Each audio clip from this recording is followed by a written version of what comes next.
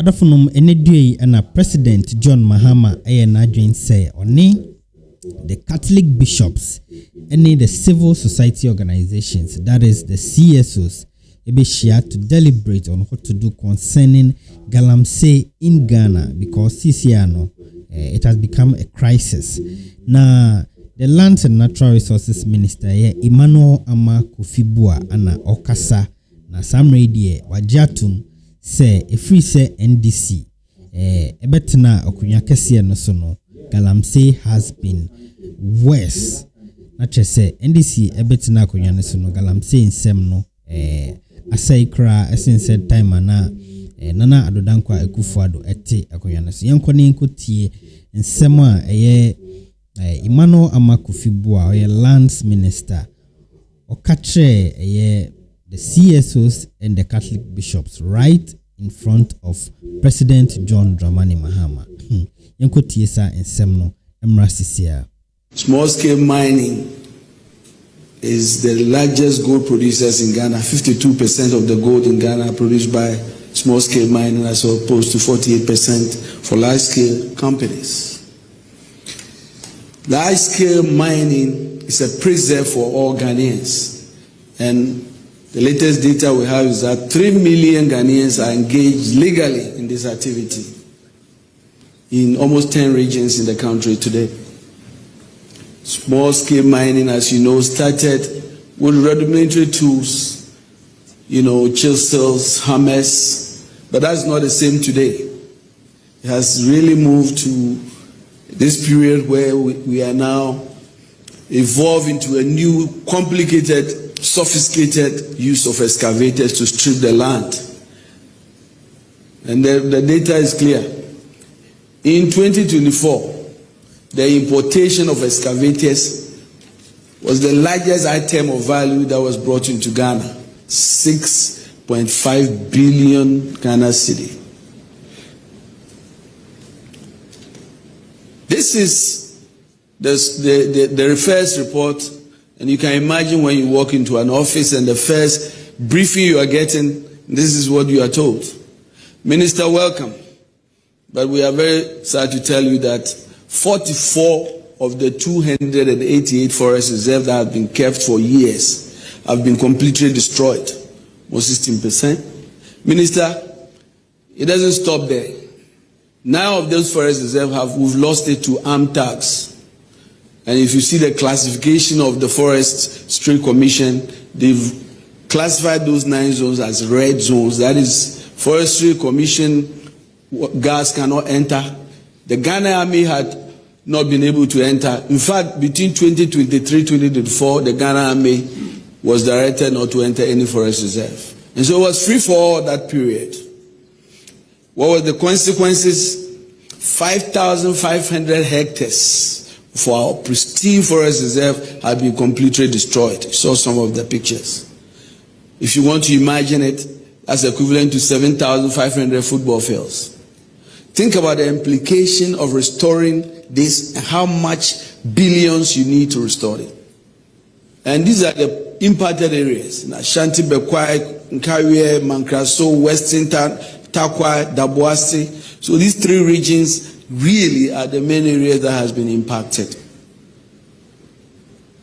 I've already talked about the classification.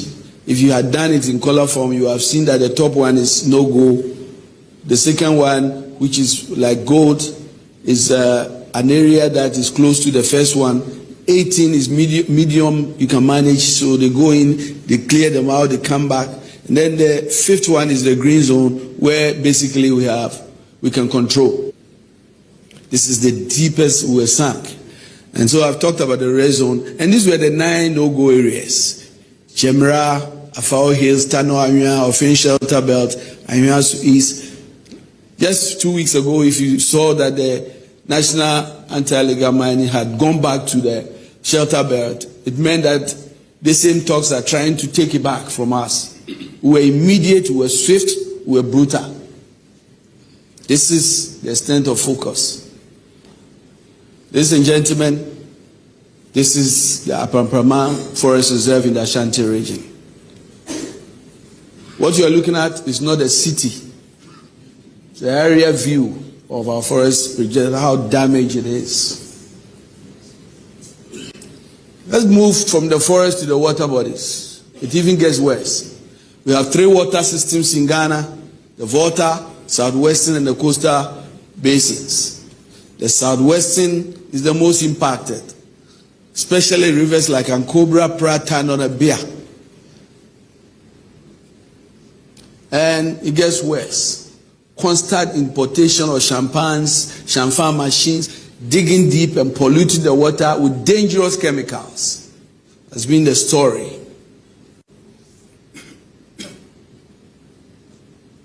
And the implications were serious. The turbidity levels that were supposed to be 0 to 500 had moved from 5,000 to 12,000. Impossible for water companies to treat water. And so if you hear the stories of Ghana Water Company shutting down, you know, it started in Takwa. And so when you are in Winneba, you think Takwa was too far. Well, you got into Takwa, he's got into the eastern region, and it's probably coming to you. The impact didn't stop there. The incidence of renal diseases, bird defects, impact on agriculture and food production and our cocoa production. It's all well known. And I think these are the impact, and it's very, very clear. And yet, ladies and gentlemen, law enforcement was weak. Slow investigation. And this data should tell you that in 2024, 2023, total arrests, 35 prosecution. Should give you a picture, 4%.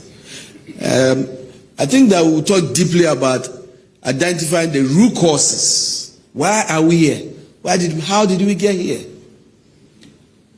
It was obvious that most of the people in all these areas did not understand the implications of this damage. The implications of the destruction of our water bodies and our forest reserve, our very lives, the foundation of how we survive.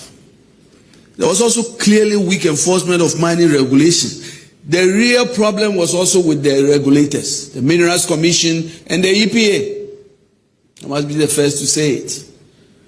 It was very clear how we issue licenses was even discouraging people in mining areas and poor people from going through this queue. It was pointless. Unemployment, poverty, and limited access to opportunity were clear factors as well. It got worse. Corruption among political officials and law enforcement agencies who